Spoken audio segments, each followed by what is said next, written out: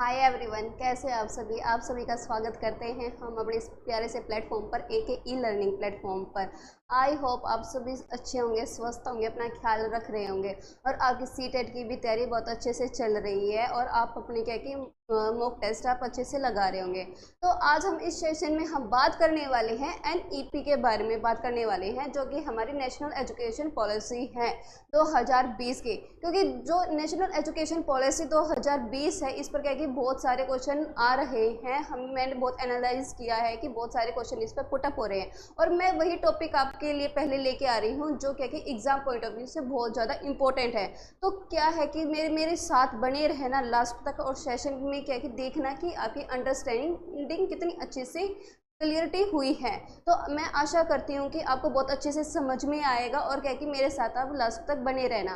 तो आज के सेशन में हम किसकी बात करेंगे कि राष्ट्रीय शिक्षा नीति की हम बात करेंगे, जो इंग्लिश में क्या बोला जाता है, नेशनल एजुकेशन पॉलिसी बोला जाता है, जो हमारी 2020 हमारी नेशनल एजुकेशन पॉलिसी आई है। तो भाई जो भी कोई भी डॉक्यूमेंट होता है तो हमें क्या कि उससे पहले कुछ हमें उसकी हिस्ट्री जानने की ज़्यादा ज़रूरत रहती है कि इसकी क्या हिस्ट्री रही है, क्या इसका कि हमें सुधार की हमें ज़्यादा आवश्यकता है। तो वो क्या है कि हमें थोड़ी बहुत हिस्ट्री, हमें किसी भी डॉक्यूमेंट पॉलिसी के बारे में हमें थोड़ा बहुत पता होना चाहिए। तो भाई हमें सबसे पहले जो हम एनईपी पढ़ रहे हैं, तो एनईपी हम कौन सी पढ़ रहे हैं, हम एनईपी पढ़ रहे हैं 2020 हम एनईपी पढ़ रहे हैं।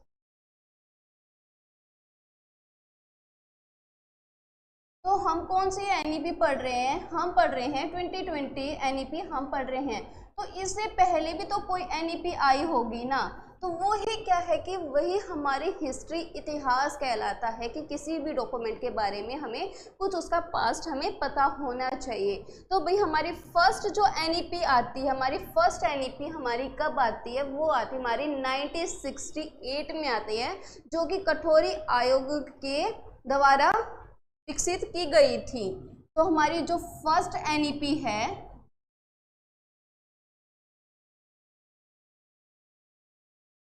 वो कब आती है, हमारी 1968 में आती है। ठीक है, 1968 में आती है। और जो हमारी सेकंड जो हमारी एनईपी है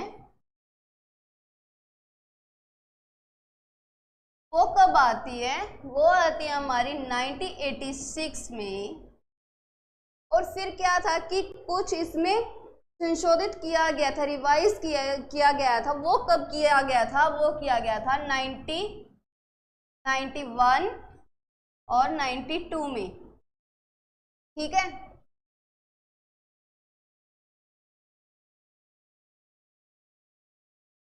फिर क्या आती है, फिर आती है हमारी 2020 की एनईपी आती है, जो हमारी थर्ड एनईपी होती है। वो कब आई, 2020। तो भाई हमने देखा कि हमारी जो फर्स्ट एनईपी है वो कब आती है, वो आती है 1968 में आती है। ठीक है, ये किसके अंडर में थी, ये थी हमारी कठोरी आयोग। कठोरी आयोग बोल लो या फिर कमीशन बोल लो, बात एक ही है।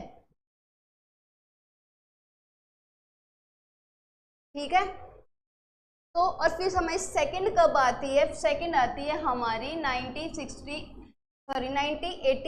में हमारी आती है सेकंड पॉलिसी जो है एनईपी। फिर जो इसका ही रिवाइज थोड़ा क्या है कि इसमें संशोधित किया गया था 1991 और 1992 में किया गया था। ठीक है, और जो हमारी थर्ड एनईपी जो हमारे सामने आती है वो कब आती है, 2020 में आती है। आपने देखा कि हमारी जो सेकंड एनईपी और जो थर्ड एनईपी है उसमें कितने साल का डिफरेंस है, तो हमने यहाँ देखा कि हमारे कितने साल का डिफरेंस है कि 34 ईयर।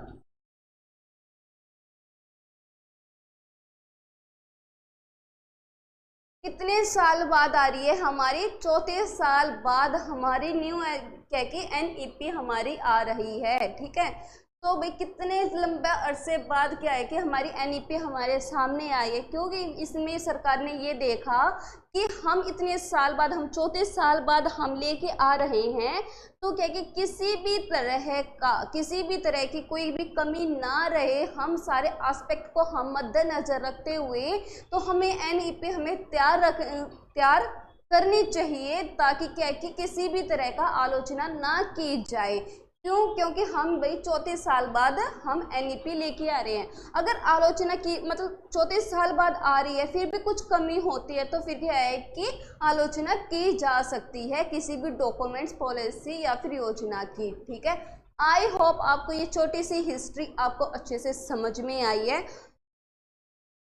तो क्या कि भाई मेरे साथ तक बने रहना, लास्ट तक साथ बने रहना और देखना कि मैं आपके लिए एक नए नए पॉइंट और मैं किस अच्छे से ढंग से मैं बताती हूँ। ठीक है, तो जो ये हमारी 1968 थी ये किसके अंडर में थी? ये थी भाई हमारी इंदिरा गांधी के टाइम पीरियड में आई थी। और जो सेकंड हमारी जो आती है पॉलिसी आती है, ये इसके बेटे के अंडर में आती है। जो इसका बेटा था इंदिरा गांधी का, वो कौन था? राजीव गांधी था। ठीक है, तो ये क्या है, इसके अंडर में आती है। तो आई होप आपको ये स्लाइड बहुत आपको अच्छे से आई है। फर्स्ट एनईपी आती है 1968 में आती है, कठोरी आयोग के टाइम पर थी। ठीक है, इसमें जो बातें की गई थी, इन दोनों जो पॉलिसी में जो बातें की गई थी, अच्छी अच्छी जो बातें थी, वो क्या कि हमने जो थर्ड हमारी एनईपी है वो हमने इसमें इंक्लूड की है। और जो इसमें जो कमी थी वो हमें क्या कि इसमें फुलफिल करने की आवश्यकता थी। ये क्या बात करती है? ये हमारी थर्ड एनईपी हमारी बात करती है। आशा करती हूँ कि आपको ये पेज आपको बहुत अच्छे से समझ में आया है कि किसकी देन है और किस तरीके से ये चीज़ है। फिर भाई इसकी कुछ इंट्रोडक्शन है, भूमिका ही है कि किस तरीके से कि हम एनईपी को हम डिफाइन हम कर सकते हैं। तो भाई हमारा फर्स्ट पॉइंट क्या है? हमारा फर्स्ट पॉइंट आता है कि जो राष्ट्रीय शिक्षा नीति है, राष्ट्रीय शिक्षा नीति 2020 जो जनवरी 2015 को चर्चा हुई थी, जो हमारी 2020 जो एनईपी है वो क्या है कि 2015 में इस पर डिस्कशन होना स्टार्ट हो गया था कि भाई हमें न्यू एजुकेशन पॉलिसी अब लेके आनी चाहिए। ठीक है, फिर क्या है कि 29 जुलाई 2020 को क्या कि इसको स्वीकृति मिल गई थी। देखो इसमें भी कितना टाइम लग गया, कम से कम 5.5 साल क्या है इसमें समय लग गया कि इसमें भी स्वीकृति इसमें मिलने में। क्यों? ये नहीं होता कि हम कोई भी हम डॉक्यूमेंट हम लेके आ रहे हैं, हम कोई भी पॉलिसी लेके आ रहे हैं तो हम इसमें बहुत अच्छे से जांच पड़ताल हम करते हैं कि किसी भी तरह की कोई भी कमी ना रहे। तो फिर नेक्स्ट पॉइंट है इसमें एनईपी 2020 स्वतंत्र भारत के इतिहास में 1968 की नीति और 1986 की दूसरी नीति के बाद तीसरी शिक्षा नीति है। मैंने आपको बताया कि फर्स्ट जो हमारी नीति आती है वो कब आती है? 1968 में आती है। जो हमारी सेकंड पॉलिसी आती है वो कब आती है? 1986 में हमारी पॉलिसी आती है। और जो हमारी करंटली जो अभी चल रही है 21वीं सदी की पहली क्या की पॉलिसी, वो कौन सी होती है? हमारी 2020 एनईपी 2020 है। ठीक है, और भाई जब ये डिस्कशन चल रहा था तो तब इसके चेयरमैन कौन थे? आपको पता है कि 2015 में जब डिस्कशन हो रहा था एनईपी में कि हमें नई एनईपी हमें लेके आनी है, तो उसके चेयरमैन कौन थे? तो इसके चेयरमैन थे भाई सुब्रमण्यम थे। कौन थे? सुब्रमण्यम थे। यहाँ पर मैं लिख रही हूँ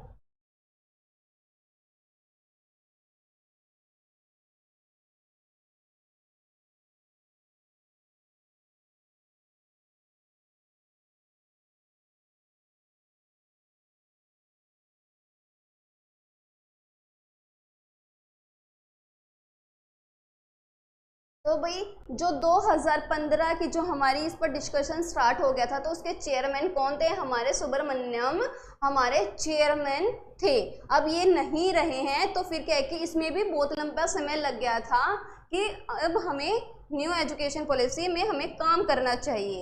ये नहीं है ना कि एकदम से कुछ भी हम चेंजेस लेके आ जाए, ऐसा नहीं होता है।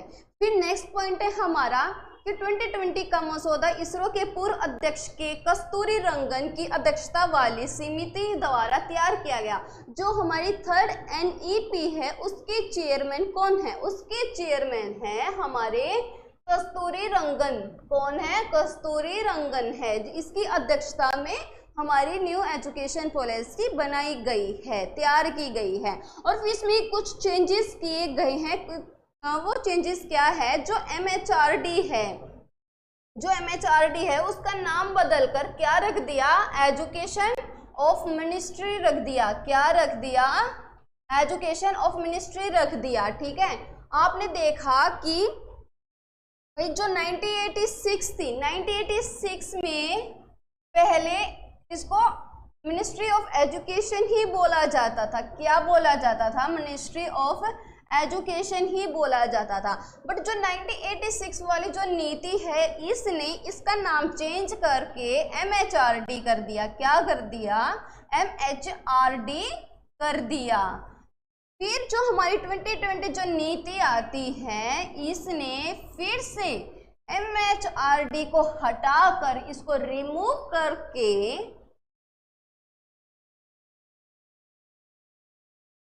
करके इसने फिर से क्या किया?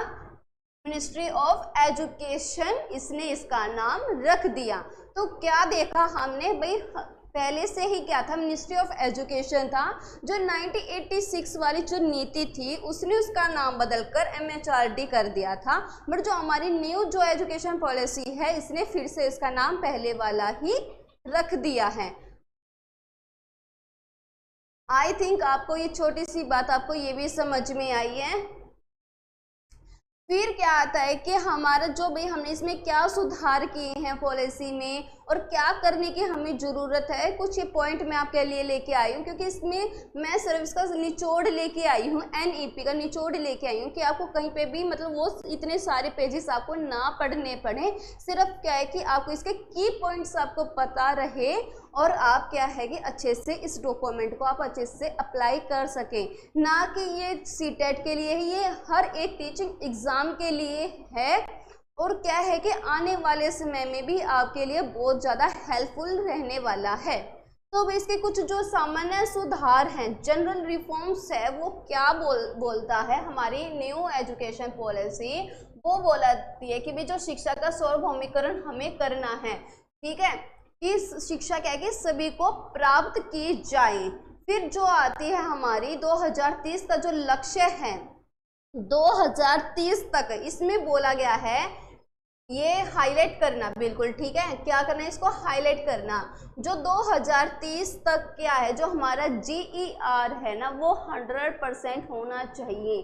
कितना होना चाहिए इसमें बात की गई है। जो बच्चे ड्रॉप आउट हो चुके हैं या किसी भी कारणवश से स्कूल में नहीं आ रहे हैं, जिनका एडमिशन हो गया या वो नहीं आ रहे हैं, वो क्यों नहीं आ रहे हैं, वो क्या करना है? हाँ, कि हमें 2030 तक की हमें उनकी परसेंटेज 100% हमको लेके आनी है। और ये जो 100% की जो बात करती है ये कौन सी स्टेज तक बात करती है? सेकेंडरी स्टेज तक ये बात करती है, माध्यमिक तक क्या की ये बात करती है। तो फिर जो GER है इसका यानी कि ग्रॉस इन्वॉल्वमेंट रेशियो, यानी कि हिंदी में स्कल नामक अनुपात कहा जाता है। आपसे यहाँ पर 1 नंबर का क्वेश्चन पुटअप हो सकता है कि GER की फुल फॉर्म क्या है, तो आप बता सकते हो कि स्कल नामक अनुपात इसकी वो फुल फॉर्म है। फिर क्या आता है कि भाई इसने बोला कि मुक्त विद्यालय शिक्षा के माध्यम से 2 करोड़ बच्चों को हम वापस लाना। कि जो 2 करोड़ जो बच्चे हम स्कूल में किसी भी कारणवश से नहीं आ रहे हैं, वो ड्रॉप आउट हो चुके हैं। क्या हो चुके हैं? ड्रॉप आउट बच्चे हो चुके हैं। तो उनको क्या है कि स्कूल में लेके आना, और किसके द्वारा लेके आना? जो हमारी ओपन स्कूली जो शिक्षा होती है ना, कि हाँ हम उनके इसके द्वारा हम वे बच्चे हम स्कूल में इन्वॉल्वमेंट हम उनका लेके आ सकें। फिर आता हमारा न्यू फॉर्मेट आता है। भाई न्यू फॉर्मेट हमारा क्या आता है? 5+3+3+4। तो ये हमारा जो न्यू एजुकेशन पॉलिसी है हमारी 2020, वो बात किसकी करती है? हमारी न्यू फॉर्मेट की हमारी ये बात करती है, जो कि है हमारा 5+3+4 3+3+4। इसने बोला कि जो हमारी न्यू एजुकेशन पॉलिसी 2020 है, इसने हमारा जो ओल्ड जो फॉर्मेट था, ये हमारा कौन सा फॉर्मेट है, ये न्यू फॉर्मेट है हमारा।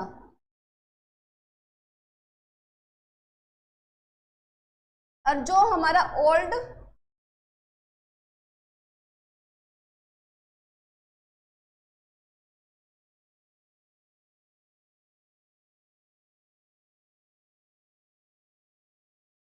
जो हमारा ओल्ड फॉर्मेट बात करता है, वो करता हमारा 10+2 का हमारा फॉर्मेट हमारा बात करता है, जो हमारा पुराना एजुकेशन है।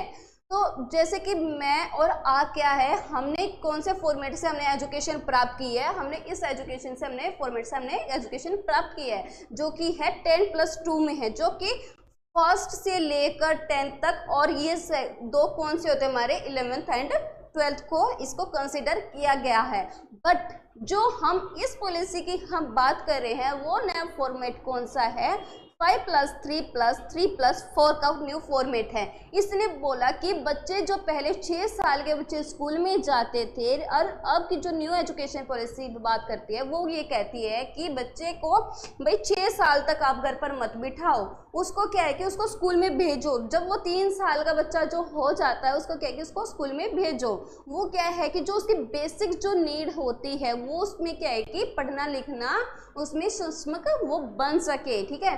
तो जो 5 वाला जो फॉर्मेट है, इसकी हर टर्म की क्या है कि अलग अलग स्टेज है।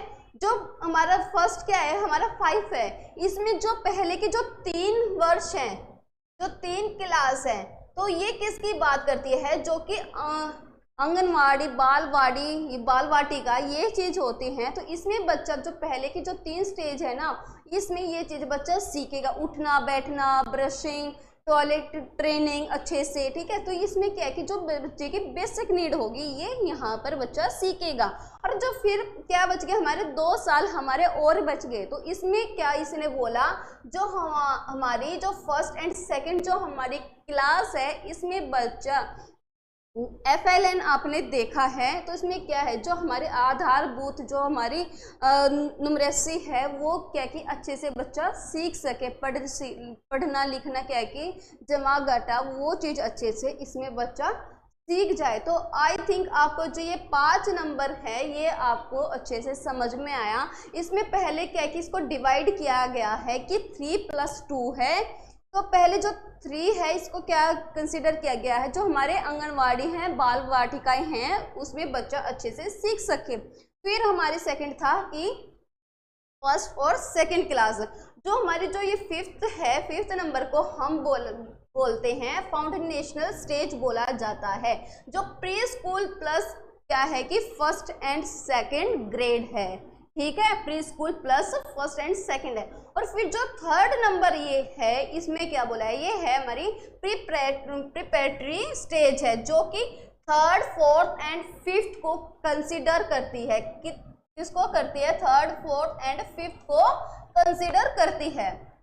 फिर जो ये 3rd आती है, ये आता है हमारा मिडिल स्टेज आती है। कौन सी आती है, मिडिल स्टेज, जिसको हम 6th, 7th और 8th को हम इसमें कंसिडर करते हैं। फिर आता हमारा 4th नंबर का, इसको बोलते हैं हम सेकेंडरी। सेकेंडरी में 9th एंड 10th और 11th एंड 12th, ठीक है। तो इसमें न्यू फॉर्मेट में हमने क्या देखा, बच्चा 6 साल में क्या कि पहले बच्चा स्कूल में जाता था, और आज के टाइम पर बच्चा क्या कि 3 साल का होने के बाद बच्चा स्कूल में हम भेजना उसको स्टार्ट कर देंगे, जिसमें बच्चा क्या है कि प्री स्कूल के द्वारा कुछ अपनी बेसिक नीड को उसको अच्छे से उसको सीख सके। और क्या है कि जो उसकी आधार क्या कि उसका जो बेस है ना, उसका बेस हम अच्छे से स्टार्टिंग से ही उसको हम कंट्रोल कर सके, और अच्छे से उसको क्या कि उसका बेस अच्छे से बिल्ड कर सके। हमने सिर्फ यही देखा NEP में कि बच्चे को क्या कि स्टार्टिंग से ही, बचपन से ही इस पर फोकस किया गया था। पहले जो हमारी NEP थी, उसमें ये चीज़ इग्नोर थी, और न्यू एजुकेशन पॉलिसी में ये चीज़ क्या है कि हमारी इंक्लूड हुई है। तो ये हमारे लिए क्या है, अच्छी बात है कि भाई बच्चे की जो आधारभूत जो हमारी चीज़ें होती हैं, ठीक है, जो शिक्षा होती है वो बच्चे को अच्छे से समझ में आए। तो आई थिंक आपको न्यू फॉर्मेट आपको अच्छे से क्लियर हुआ है। न्यू फॉर्मेट हमारा कौन सा है? न्यू फॉर्मेट है हमारा 5+3+3+4। ठीक है, ये हमारा क्या है कि न्यू फॉर्मेट है। आपको क्या कि यहाँ पर एक क्वेश्चन ऐसे भी पुटअप हो सकता है कि हमारा न्यू फॉर्मेट कौन सा है। ठीक है, इसमें से आपसे ये भी पूछा जा सकता है कि जैसे 2+3+3+3+4, क्यों इसने जो ये 5 है ये इसको यहाँ पर इसने ऐसे डिवाइड करके यहाँ पर लिख दिया। तो बट क्या है कि ये चीज गलत आपकी हो जाएगी। आपका करेक्ट कौन सा रहेगा? ये वाला आपका ऑप्शन करेक्ट रहेगा। फिर आता है भाई हमारा, देखो इसमें अच्छे से बताया गया है कि जो हमारे पहले के जो 2 साल हैं, ठीक है, 2 साल हैं, जो हमारी फाउंडेशनल जो हमारी स्टेज है, इसमें क्या बोला कि जो हमारी इसमें बच्चा 2 साल का है इसमें, ठीक है, 3 साल तक क्या है कि आंगनवाड़ी तक यहाँ पर जाएगा। एज कितनी रहेगी बच्चे की? यहाँ से 6 से लेकर 8 तक जो क्लास 1 में है। फिर आते हमारी प्रिपरेटरी स्टेज आती है, इसमें बच्चा कितने साल तक रहेगा? 3 साल तक रहेगा, ठीक है, 3rd 4th एंड 5th तक रहेगा। और एज इसमें कितनी रहेगी? 8 से लेकर 11 तक इसमें बच्चे की एज रहेगी। एज निकालने का भी अच्छे से फॉर्मूला है कि जैसे कि हम देख लेते हैं यहाँ पर कि एज कितनी है बच्चे की? 11 है। कितनी है? 11 है। 11 से लेकर 14 तक है। तो आपको इसमें क्या है कि आपको बच्चे की एज निकालनी है। तो आप एज जो ये क्या है कि ये पहले वाला आप टर्म आप यहाँ पर उठा लोगे, ठीक है। तो आप यहाँ पर क्या है कि ये चीज आप उठा लोगे, तो यहाँ पर आप क्या है कि इसमें से 5 माइनस आप कर दोगे, तो वो ही क्या है कि आपकी एज आपकी यहाँ पर आ जाएगी, ठीक है। तो भाई इसमें प्रिपरेटरी में हमने देखा कि क्लास 3 से लेकर 5 तक है, और फिर 3rd में क्या है कि 6 से लेकर 8 तक है। इसमें एज निकालने का अच्छे से फॉर्मूला यही है। और सेकेंडरी में कौन सी एज आती है हमारी? 18 तक इसमें आ जाती है बच्चे की। ये क्या है? हमारी न्यू एकेडमिक स्ट्रक्चर है। कौन सा? ये हमारा न्यू एकेडमिक स्ट्रक्चर है। और बच्चा सेकेंडरी में क्या है कि इसमें बच्चे की जो क्रिटिकल थिंकिंग है हम उस पर अच्छे से फोकस करते हैं। फ्लेक्सिबिलिटी हमें लेके आनी चाहिए करिकुलम में, ठीक है। स्टूडेंट चॉइस ऑफ सब्जेक्ट है, इसमें ये नहीं है कि ये बहुत अच्छे क्या है कि पॉजिटिव पॉइंट है हमारे लिए और बच्चे के लिए कि इसमें बच्चा ये नहीं रहेगा कि हाँ भाई मेरे को मैथ्स लेना है, मैथ्स के साथ मेरे को और कोई सब्जेक्ट लेना है। पहले ये चीज़ थी, तो बट क्या है कि बच्चा वहाँ पर वो चीज़ नहीं ले पाता था। बट अब जो न्यू एजुकेशन पॉलिसी हमारी बोलती है, वो क्या बोलती है कि भाई सब्जेक्ट चॉइस है बच्चे की, वो मैथ्स के साथ क्या कि साइंस पढ़ना चाहता तो वो चीज़ पढ़ सकता है, और साइंस के साथ वो संस्कृत पढ़ना चाहता है ना, तो वो बच्चे के लिए क्या है कि ऑप्शन यहाँ पर रहेगा। आप किसी भी तरह के आप बच्चे पर क्या है कि पाबंदी आप नहीं लगा सकते हो। तो ये चीज़ हमने इसमें देखा। और फिर इसमें हमने एक चीज़ ये और देखी थी कि बच्चा अगर ड्रॉप आउट हो जाता है तो बच्चा मान लेते हैं कि हमने फर्स्ट ईयर में हमने एडमिशन लिया, ठीक है, फर्स्ट ईयर में हमने एडमिशन लिया, फिर बच्चे ने क्या कि ड्रॉप आउट कर दिया। तो फिर इसमें क्या है कि 2 साल बाद वो फिर से एडमिशन लेना चाहता है। तो बच्चे ने क्या, जो ये फर्स्ट ईयर था ना, तो ये क्या कि ये भी यहाँ पर इंक्लूड किया जाएगा। क्या किया जाएगा? इंक्लूड किया जाएगा। ये नहीं है कि आपको फिर से एडमिशन लेना है, फिर आप क्या है कि कोई आपकी ग्रेजुएशन है, पोस्ट ग्रेजुएशन है, कुछ भी है, तो आप वो फिर करोगे नहीं। आप क्या कि आप ये भी अब इंक्लूड होगा। फिर आता है हमारे भी कुछ पॉजिटिव पॉइंट है एनईपी में कि जो रटने की आदत नहीं होनी चाहिए। ये इस पर क्या है कि फोकस करता है। हमारा एनसीएफ भी क्या है कि इस पर फोकस करता है। कोई भी पेडागोजी में क्या है कि इसमें मतलब फोकस करता है कि जो रटने की जो आदत है ना, वो बिल्कुल भी नहीं होनी चाहिए। रोट लर्निंग बिल्कुल भी नहीं होनी चाहिए बच्चे के क्या है कि कैप्चर वो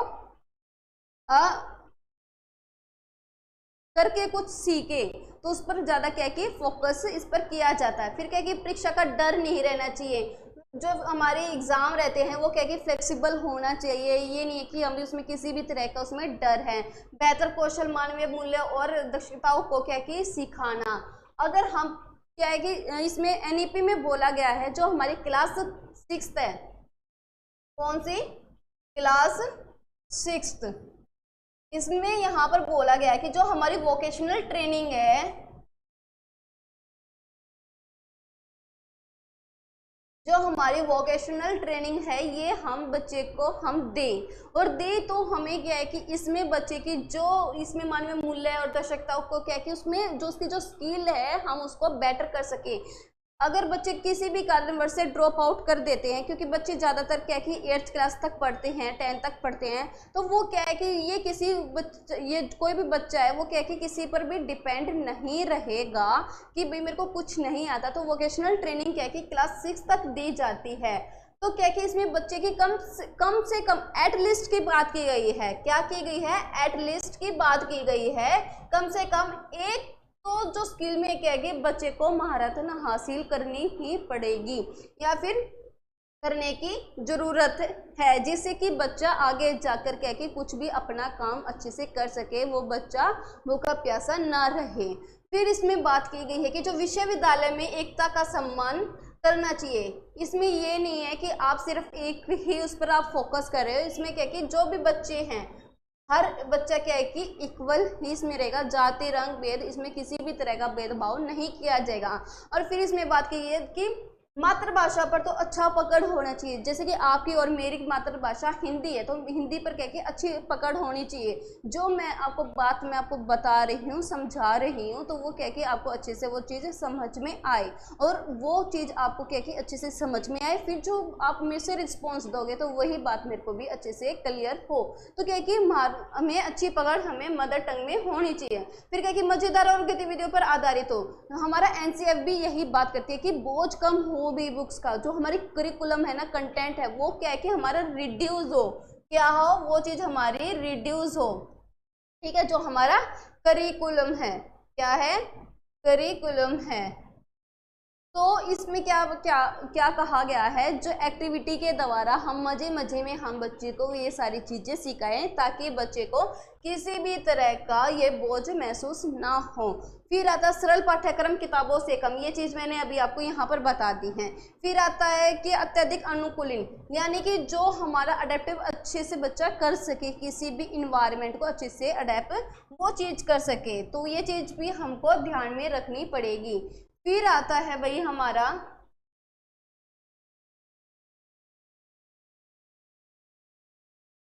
एक सेकेंड।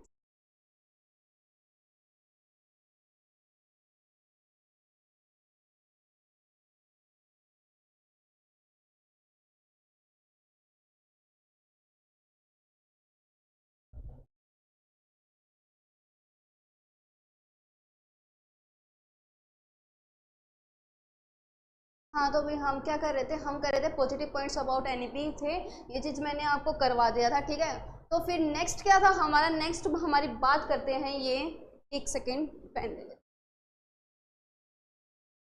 तो जो हमारी एनईपी है, वो एनईपी क्या बात करती है कि भाई 360 डिग्री पर बात करती है असेसमेंट कि क्या है कि बच्चे का जो 360 डिग्री है ना, वो क्या कि बच्चे की रिपोर्ट कार्ड होनी चाहिए बच्चे का, कि असेसमेंट 360 पर हमको दायरे पर क्या कि बच्चे का हमें असेसमेंट करना है। तो मैंने आपको बताया था कि कौन कौन से हमारे एस्पेक्ट थे, कि पी एस ई क्या कि इसमें फिजिकल, एक मिनट,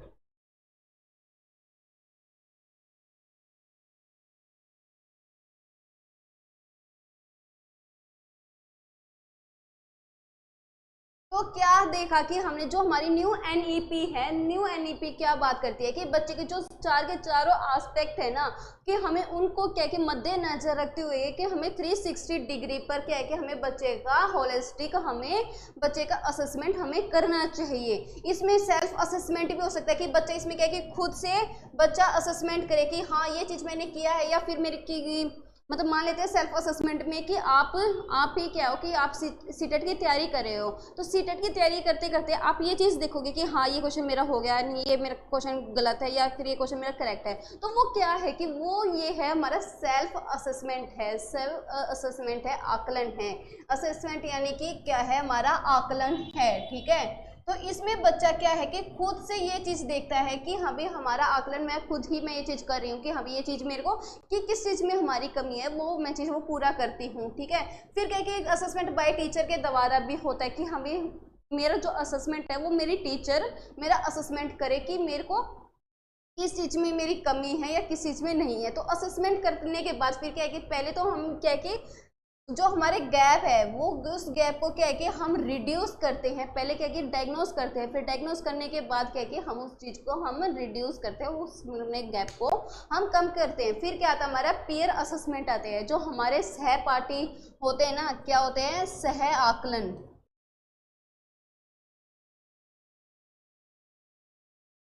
सह आकलन में जो आपके दोस्त हैं, ठीक है, वो भी आपके क्या है कि यहाँ पर आपका आकलन आपका कर सकते हैं।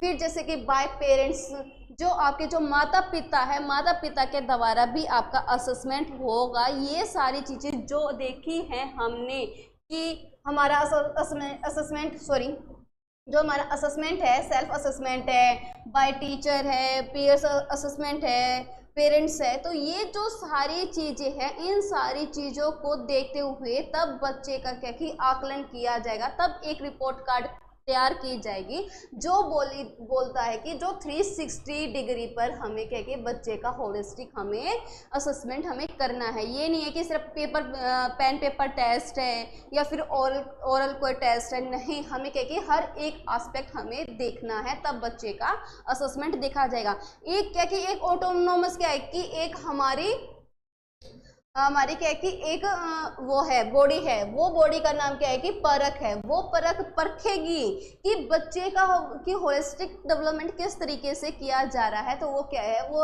एनईपी ने ये चीज़ इंक्लूड इसमें की है कि परख भाई एक ऑटोनोमस हमारी बॉडी है, वो चीज़ ये देखेगी कि बच्चे का कि किस तरीके से वो परफॉर्मेंस वो चीज़ कर रही है, ठीक है।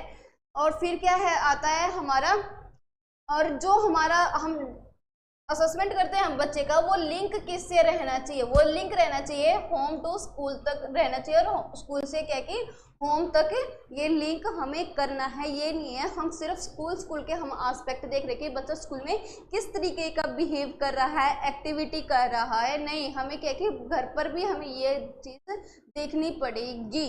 तभी तो बच्चे का क्या कि 360 हम असेसमेंट हम कर पाएंगे, हम क्या कि तैयार करेंगे उसकी रिपोर्ट कार्ड।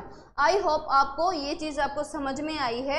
इसमें क्या है कि जो बच्चे का जो 360 डिग्री है असेसमेंट हम कर रहे हैं, इसमें बात की गई है, इसमें बच्चे के जो ब्लूम्स टेक्सोनोमी में जो बात की गई है कॉग्निटिव, अफेक्टिव और साइकोमोटर की, इन तीन एस्पेक्ट की बात की गई है कि बच्चे का कोग्निटिव की भी किस तरीके से बच्चे का काम कर रहा है, वो बच्चा कहाँ तक वो सोचने की क्षमता रखता है, क्या सिर्फ अपने अपने ही दायरे में सोचने की क्षमता रखता है कि वो क्रिटिकल थिंकिंग करना जानता है या चाहता है। तो वो चीज़ पर भी हमें क्या है कि इस पर चीज़ पर हमें फोकस करना है। ये क्या हो गया हमारा कोग्निटिव, ठीक है। फिर आता है हमारा अफेक्टिंग आता है,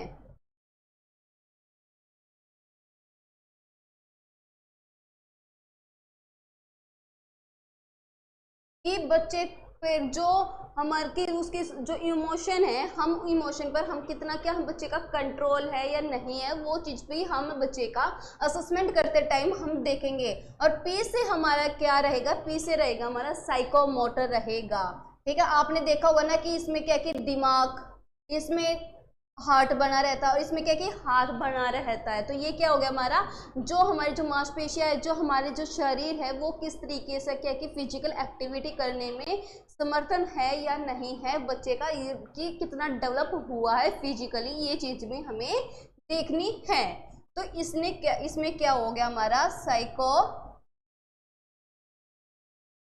मोटर, कि बच्चे का सिर्फ पेन पेपर टेस्ट तक ही ना रहे, ठीक है, पेन पेपर टेस्ट तक ही ना रहे, बच्चे का क्या है कि होलिस्टिक डेवलपमेंट किया जाए और देखा जाए असेसमेंट, ठीक है, कि बच्चे के हर एक एस्पेक्ट को हम देखें, तभी तो हमारा क्या है कि एनईपी बात करती है कि बच्चे का संपूर्ण विकास हम तभी कर सकते हैं।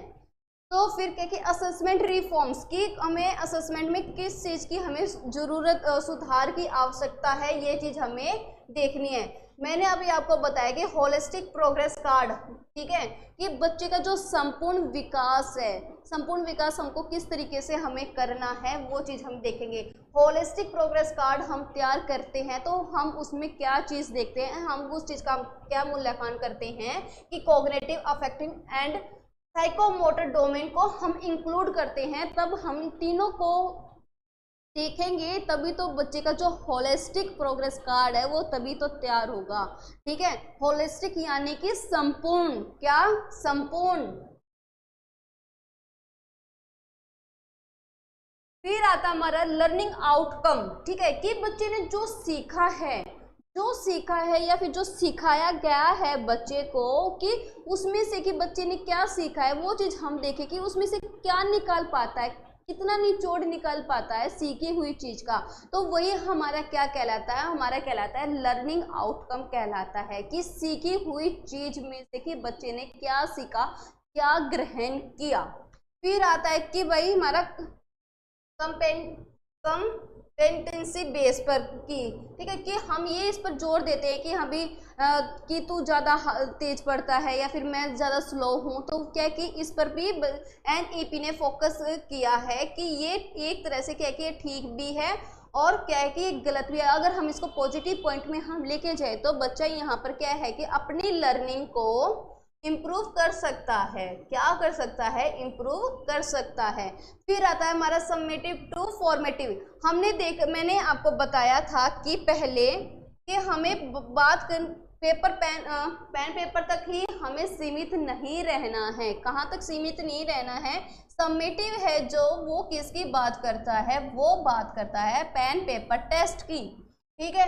और फिर यही हमारा जो फॉर्मेटिव रहता है वो बच्चे की क्या है कि अंडरस्टैंडिंग को भी देखता है, क्या देखता है, अंडरस्टैंडिंग को भी देखता है कि बच्चे को अदर एस्पेक्ट में कि कितनी नॉलेज है, ठीक है। ये सारी चीज़ें क्या आती है, हमारी फॉर्मेटिव असेसमेंट में आती है, जो कि साथ के साथ असेसमेंट किया जाता है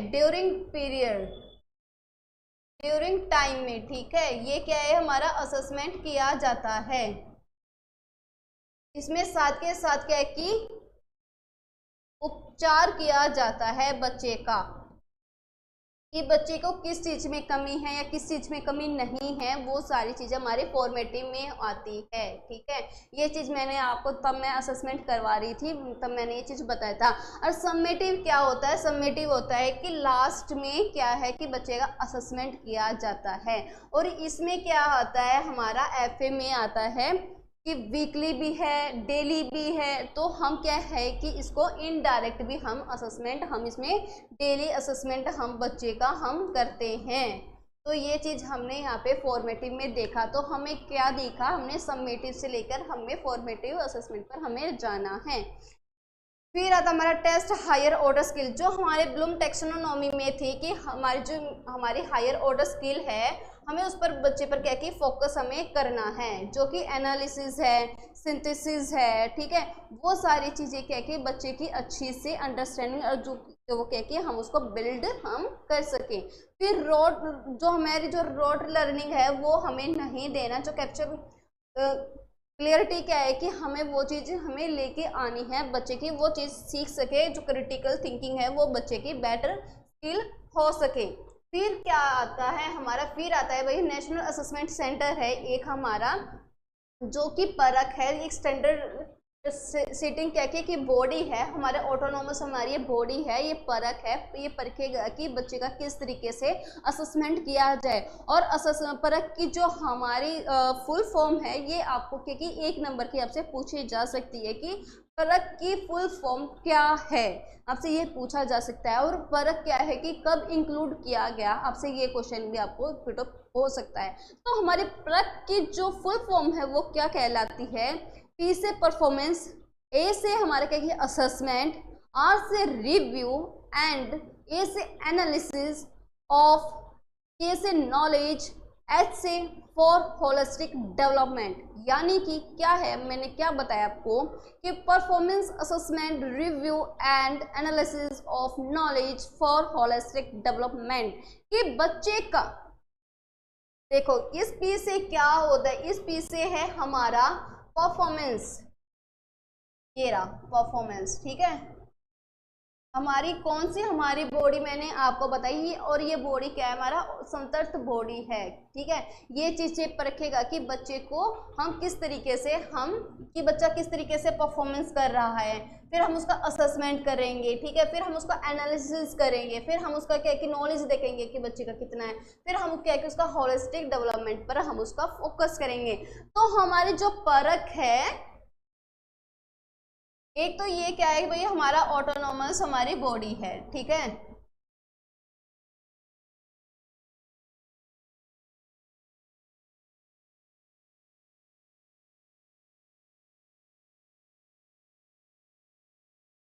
परख है, ठीक है। तो परख के फुल फॉर्म मैंने आपको क्या बताया, performance assessment, sorry, performance assessment, review and analysis of knowledge for holistic development. आपसे यहाँ पर 1 नंबर का क्वेश्चन पुटअप हो सकता है। तो क्या करना है कि आपको एक क्वेश्चन, एक जो आपका ये 1 नंबर है ये आपको बिल्कुल भी नहीं गंवाना है। तो आपको क्या है, आपको ये डेफिनेशन या आपकी ये फुल फॉर्म आपको याद रखनी पड़ेगी, ठीक है। आशा करती हूँ कि आपको ये सेशन आपको बहुत अच्छा लग रहा होगा। मैं आपके लिए एक भी पॉइंट नहीं छोड़ रही हूँ, मैं कोशिश कर रही हूँ कि आपका हर एक पॉइंट क्या कि क्लियर हो। देखो बीच में बार बार में यही चीज़ बोलने से कुछ नहीं होता कि फोकस आपका कंटेंट पर रहना चाहिए कि आपका कंटेंट क्या है, कि आपको एक अच्छे से सॉलिड आपको कंटेंट प्रोवाइड हो रहा है फ्री में। तो क्या है कि आप उसका लाभ उठाएं और देखें कि हाँ भी हम कहाँ पर हैं, ठीक है, कि आपकी कितनी अच्छी से प्रिपरेशन आपकी हुई है। फिर जो हमारी एनईपी है, एनईपी ने क्या कहा, कुछ हमारी नर्सरी है, ठीक है, एजुकेशन है, हमारी प्राइमरी एजुकेशन है, सेकेंडरी एजुकेशन है, ठीक है। तो उन पर क्या क्या बात हमारी एनईपी 2020 करती है, क्या क्या मुद्दों पर हमारी एनईपी हमारी बात करती है, तो वो चीज़ हम इस स्लाइड पर हम देखते हैं। जो हमारी नर्सरी एजुकेशन है वो क्या बात करती है भाई, पहले के टाइम पर जो हमारी जो पहली एनईपी थी तो उसने क्या इग्नोर किया था, जो 3 से लेकर 6 साल तक के बच्चे हैं उसने बिल्कुल ही इग्नोर कर दिया था। क्योंकि मैंने आपको स्टार्टिंग में ही मैंने आपको बताया था जो हमारी एनईपी 2020 है वो जो हमारे 3 से 6 साल तक के बच्चे हैं उनको भी क्या कि इंक्लूड कर रही है, कि ताकि जो बच्चे जो स्टार्टिंग से ही क्या कि उनका बेस अच्छे से बने, हम उसमें क्या कि अच्छे से उसको बिल्ड हम कर सके। तो old children under the ECCE, और तो ये क्या हो गया हमारा ECCE, क्या होता है हमारा early childhood care and education, जो कि बच्चे आते हैं 3 से लेकर 6 वर्ष तक के बच्चे इसमें आते हैं। क्या आते हैं ECC में, early childhood care and education के अंदर, ठीक है। ये रही इसकी फुल फॉर्म। आपको हर एक फुल फॉर्म आपको पता होनी चाहिए कि इसका मीनिंग क्या है। फिर जो हमारी ये आती है हमारी NCERT डेवलप करता है एक फ्रेमवर्क है, ये क्या डेवलप करता है, ये करता है NCPEECE, ठीक है। ये क्या जो हमारी NCERT है वो क्या डेवलप करता है, एक फ्रेमवर्क करता है जो कि है NCPEECE। इसकी फुल फॉर्म क्या रहने वाली है कि national curriculum and pedagogical framework for early childhood care and education, ठीक है, जो कि है हमारी 8th क्लास तक के जो बच्चे हैं उनके लिए ये चीज़ हम फ्रेमवर्क डेवलप करेगा बच्चे, ठीक है। इसमें ताकि जैसे कि बच्चा आर्ट, स्टोरी, गेम, सॉन्ग के द्वारा बच्चा क्या है कि अच्छे से अपनी एजुकेशन प्राप्त कर सके। जो बच्चे की एज क्या है कि 8 साल तक के बच्चे की एज है जो नर्सरी एजुकेशन में है, तो वो क्या है कि वो आर्ट, स्टोरी, गेम, सॉन्ग के द्वारा बच्चा जल्दी से सीखता है। तो जो हमारे NEP 2020 है वो इसी चीज़ पर फोकस करती है कि जो बच्चा जो 3 साल का है उसको पहले क्या कि आंगनवाड़ी, बालवाड़ी, इन सभी चीज़ों में क्या है कि उसको इन्वॉल्व किया जाए ताकि कि बच्चे का स्टार्टिंग से ही बेस अच्छे से क्लियर हो। फिर नेक्स्ट पॉइंट है हमारा प्राइमरी एजुकेशन। प्राइमरी एजुकेशन पर की जो हमारी न्यू एजुकेशन पॉलिसी है वो क्या बात करती है, इसके पॉइंट हम यहाँ पर देख लेते हैं। ये बात करती है कि FLN पर यहाँ पर बात करती है जो कि है हमारी फाउंडेशन लिटरेसी एंड न्यूमरेसी, यानी कि जो हमारे आधारभूत जो हमारी पढ़ने लिखने की है, जमा घटाव वाले हैं, न्यूमरेसी वाले जो क्वेश्चन है बच्चा यहाँ पर अच्छे से सीख सके प्राइमरी एजुकेशन में, ठीक है। रिस्पॉन्सिबिलिटी किसकी रहेगी कि जो हमारी स्टेट गवर्नमेंट है उसकी क्या की रिस्पॉन्सिबिलिटी रहेगी कि बच्चे को कम से कम की ये चीज़ बच्चे को अच्छे से आ जाए, ठीक है। फिर आता हमारा नेक्स्ट पॉइंट 2025 तक इसमें ये बात बोली गई है जो हमारी न्यू एजुकेशन पॉलिसी है इसमें इसका टारगेट रखा गया है कि जो 2025 है 2025 तक सभी में क्या कि यूनिवर्सल FLN क्या है कि अच्छे से क्लास 3rd तक बच्चे को सभी को आ जाए कि जो उसकी आधारभूत क्या कि पढ़ने लिखने की जो क्षमता है बच्चे वो अच्छे से सीख जाए। फिर जो क्या है कि हमारा जो करिकुलम कंटेंट है वो उसको रिड्यूस किया जाए, यानी कि इसमें जो हमारा करिकुलम है उसको रिड्यूस कम करके ताकि बच्चे पर बोझ ना बने कि बुक्स का बोझ ना बने कि बुक्स ही सब कुछ है, नहीं। इसको क्या है कि एक्टिविटी के द्वारा हम बच्चे को हम सिखाएंगे तो तभी बच्चे का क्या है जल्दी से वो चीज़ सीख पाएगा। फिर क्या है कि हमें भी इन्हेंस करना चाहिए, जो हमारी क्रिटिकल थिंकिंग है वो हमें क्या है कि इंक्रीज करनी चाहिए बच्चे की, बच्चा ताकि अपने जो सोच विचार है जो उसके जो समझता है सोचता है वो बच्चे हमने या फिर पेरेंट्स के सामने टीचर के सामने वो क्या कि अच्छे से उसको खुलकर वो चीज़ बता पाए, ठीक है। फिर क्या आता है कि हमारा एक्सपेरिमेंटल लर्निंग आती है, अगर बच्चा करके सीखेगा तो क्या कि जल्दी से जल्दी बच्चा सीखता है। तो इसने क्या हमने क्या देखा ये चीज़ पॉइंट देखा। फिर इसमें क्या है कि हमारा इसमें इस पॉइंट में ये चीज़ है कि बच्चे क्या कि हम जो भी हमारे 3rd क्लास तक के हैं सब्जेक्ट हैं उस जैसे कि मैथ्स, इंग्लिश, हिंदी, EVS ये हमारे सब्जेक्ट होते हैं। तो इसमें क्या है इसमें कि हम सभी को इकट्ठा पढ़ाएं, ये ना है कि हम हिंदी अलग करवा रहे हैं, इंग्लिश अलग करवा रहे हैं, मैथ्स अलग करवा रहे हैं, हम सभी को कंबाइन करके हम एक ही क्या है कि हम उसमें बच्चे को वो चीज़ हम प्रोवाइड करवाएं।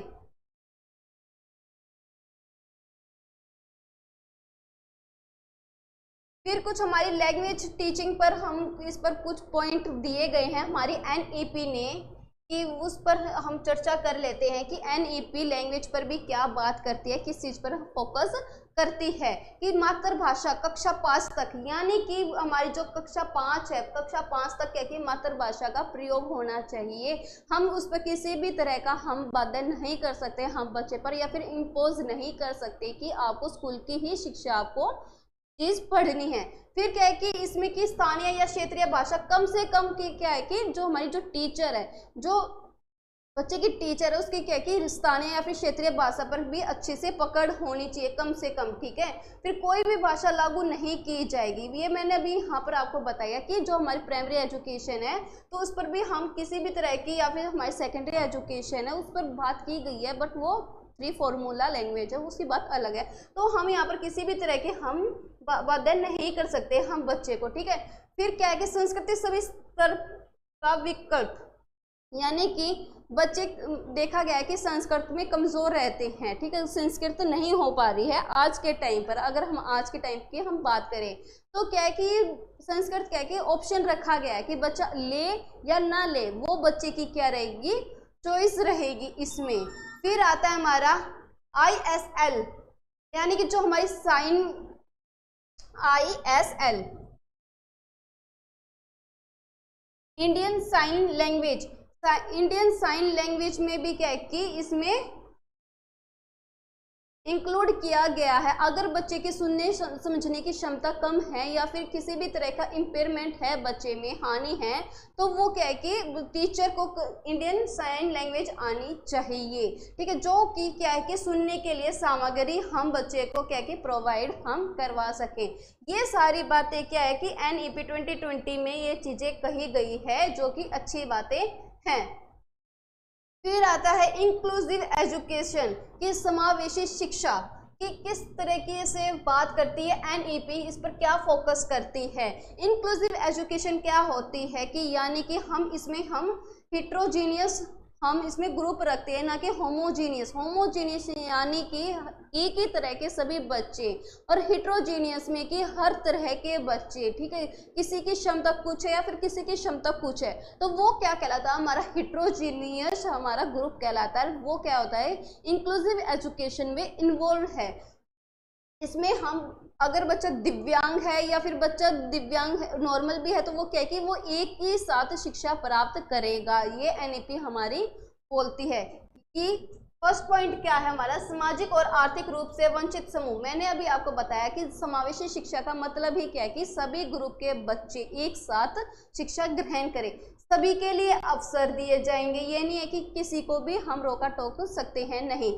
वंचित क्षेत्रलिंग समावेशी शिक्षा, समावेशी निधि, विशेष शिक्षा क्षेत्र, जो हमारा स्पेशल एरिया होता है, स्पेशल एजुकेशन होता है, वो भी क्या है कि इंक्लूसिव एजुकेशन में इन्वॉल्व है। जैसे कि बाल भवन है, बाल भवन क्या है कि हर रूरल एरिया में भी या फिर कुछ क्या है कि हम ये खोल देते हैं कि गांव में कि बाल भवन है, तो प्रत्येक जिला में भी ये चीज़ इंक्लूड की गई है, ताकि जो बच्चे रूरल एरिया से आ रहे हैं वो वंचित ना रहे शिक्षा से। तो NEP क्या बात करते हैं भाई, NEP ये बात करती है कि सभी को शिक्षा का अधिकार दिया जाए, कोई भी जाति लिंग भेदभाव के आधार पर किसी भी तरह का भेदभाव ना किया जाए। फिर जो हमारी वोकेशनल एजुकेशन होती है, वोकेशनल एजुकेशन में NEP क्या बात करती है, यहाँ पर हम ये चीज़ भी देख लेते हैं एक बारी। तो जो कक्षा 6 से शुरू होगी जो हमारी वोकेशनल एजुकेशन है, मैंने अभी आपको पिछले स्लाइड में मैंने आपको बताया था, जो हमारी वोकेशनल जो ट्रेनिंग दी जाती है बच्चों को, वो कौन सी क्लास में दी जाती है, वो दी जाती है क्लास 6 से स्टार्ट हो जाती है। तो इसमें ये भी बात की गई है कि जो वोकेशनल ट्रेनिंग है वो कम से कम क्या कि एक स्किल में तो बच्चे की महारत हासिल होनी चाहिए, ताकि जो आने वाला जो टाइम है, फ्यूचर है, उसमें क्या कि बच्चे को किसी भी तरह की परेशानी ना हो। तो हमें इतना तो हमें बच्चे को बनाना चाहिए कि ताकि बच्चा एक स्किल में इम्प्रूवमेंट और क्या कि अपनी महारत हासिल कर सके। इंटर्नशिप भी शामिल करे कि भी बच्चा कुछ ना कुछ सीखे। देखो यहाँ पर है ना कि हमें बच्चा यहाँ पर कुछ ना कुछ क्या कि सीख रहा है, इंटर्नशिप वगैरह भी हमको क्या कि शामिल करनी चाहिए। NCERT विकसित करता है कि भाई 2025 में NCFSC, ठीक है, 2020-21 तक। इसका पूर्ण रूप क्या है, इसका NCFSC,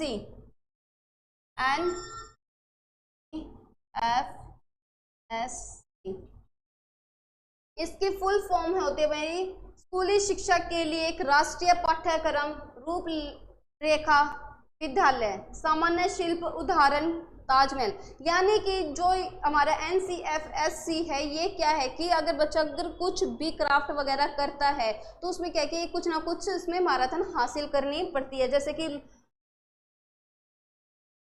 कुछ भी हम यहाँ पर ले सकते हैं, आर्ट एंड क्राफ्ट भी हम ले सकते हैं, या फिर बच्चे को उसमें क्या है कि इंटरेस्ट रहना चाहिए, बस मेन बात यही है। फिर आता हमारा एक ऑटोनोमस बॉडी है जो कि national education technology forms to be create, कौन भी क्रिएट करती है, हमारे NETE है, ठीक है। ये क्या होती है कि NEP बात करती है जो हमारा न्यू टेक्नोलॉजी पर आजकल हम फोकस करते हैं। ये क्या कि इनोवेशन का समय चल रहा है, जैसे कि मैं और आप क्या है कि हम ऑनलाइन टीचिंग में हम काम कर रहे हैं। आप कुछ भी आप ऑनलाइन रहे और बता भी मैं क्या रही हूँ, ऑनलाइन ही बता रही हूँ। तो ये क्या रहा, ये रहा हमारा नेशनल एजुकेशन टेक्नोलॉजी रहा, ठीक है। तो हमें क्या है कि फोकस हमें करना चाहिए, हमें टेक्नोलॉजी पर भी हमें फोकस करना, बात इस पर बहुत ज़्यादा इंपॉर्टेंट है। ये इस पर बात की गई है जो हमारे ICT, इस पर बात की गई है। फिर इसमें कुछ भाई हमारे सामान्य सुधार की भी बात की गई है। सामान्य सुधार की बात क्या क्या की गई है, ये तो मैंने अभी आपको बता दिया था कि भाई शिक्षा का सर्वभौमिकरण होना चाहिए 2030 तक, इसमें टारगेट रखा गया है जिसका कि 100% क्या है कि GER रहना चाहिए, कि जो कि हमारा क्या है कि ग्रोस इन्वॉल्वमेंट रेशियो है, जो हमारी सेकेंडरी स्टेज है उसमें बच्चे को इन्वॉल्वमेंट हमको 100% तक हमें लेके आना चाहिए। और जो हमारी हाईली एजुकेशन है उसमें एटलीस्ट 50% रहना चाहिए। कितना रहना चाहिए? एटलीस्ट कम से कम, इसमें क्या है कि 50% की बात की गई है। ठीक है, ये मैंने अभी आपको बता दिया था कि किसके द्वारा हम कर सकते हैं, हम जो हमारे ओपन स्कूल होते हैं हम उनके द्वारा हम बच्चों को हम लेके आ सकते हैं। इसमें ये बात अच्छी बोली गई है, जो GDP का जो इन्वेस्टमेंट है वो जो 4.3 है उससे क्या है कि 6% तक क्या है कि एजुकेशन में हम इन्वेस्ट करेंगे। फिर आती है हमारी जो टीचर एजुकेशन है। टीचर एजुकेशन के बारे में हमारी NEP 2020 क्या कहती है, क्या मुद्दों पर हमारी बात करती है। जो हमारी NCTE है वो क्या है भाई, NCERT हमारी ये इसमें क्रिएट ये चीज करती है। ठीक है, ये क्या होती है हमारी new and throw NCFTE by 2025। ये भाई हम इसको क्या कि इम्प्रूवमेंट कर सकते हैं कि जो हमारी NCFTE है फॉर्म, हाँ, तो इसकी फुल फॉर्म क्या है कि national curriculum framework for teacher education. ठीक है, तो फिर ये इसमें क्या बात की गई है कि national curriculum framework for teacher education. देखो ये रही इसकी फुल फॉर्म कि national curriculum framework for teacher education. ठीक है, ये क्या है, इसमें बात करता है कि जो हमारी जो टीचर जो एजुकेशन है ना वो कम से कम क्या कि 4 साल तक की ये चीज़ हमारी होनी ही चाहिए। ठीक है, मिनिमम क्या है कि हमारी डिग्री की 4 साल तक की होनी चाहिए। ये नहीं कि अभी हम क्या कर लेते हैं, डिप्लोमा कर लेते हैं, 2 साल का हम डिप्लोमा कर लेते हैं या फिर और कुछ। तो हमें टीचर बनने के लिए हमें कम से कम क्या कि 4 साल तक की हमें डिग्री प्राप्त होनी चाहिए। ठीक है, और फिर क्या कि 2030 तक की बात की गई है, जो 4 साल की क्या कि इंटीग्रेटेड हम BEd हम इसमें कर सकते हैं। फिर क्या है, फिर हमारा था प्रमोशन मेरिट बेस। ठीक है, NCTE develop and NST full form of जो हमारी क्या है कि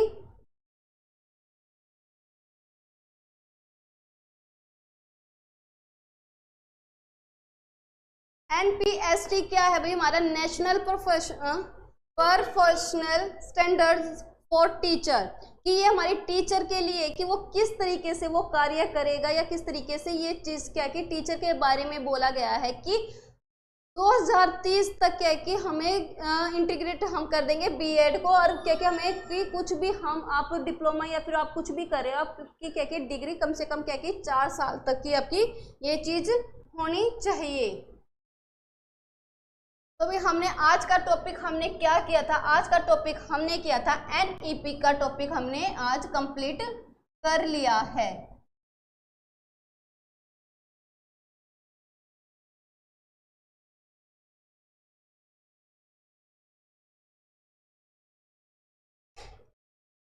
आई होप आपको ये सेशन आपको बहुत अच्छा लगा होगा। और मैं क्या कि हम एक एक पॉइंट मैं आपका कवर करवा रही हूँ जिससे कि क्या है कि आपकी जो आपकी प्रिपरेशन और जो आपकी अंडरस्टैंडिंग है वो अच्छे से आपकी हो। तो मैं आशा करती हूँ कि आपको ये सेशन अच्छा लगा होगा। तो क्या है कि इसको लाइक शेयर एंड सब्सक्राइब करना आशा करती हूँ कि आप करोगे सभी। Thank you very much.